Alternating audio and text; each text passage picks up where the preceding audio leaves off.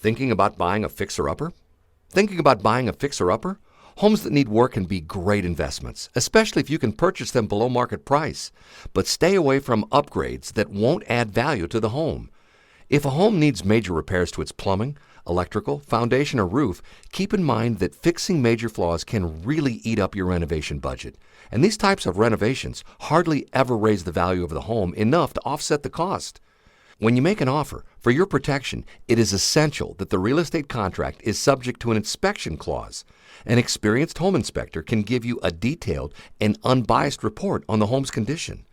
Next, find a reliable contractor to get a realistic idea about the scope and cost of any work required, and make sure to get everything in writing.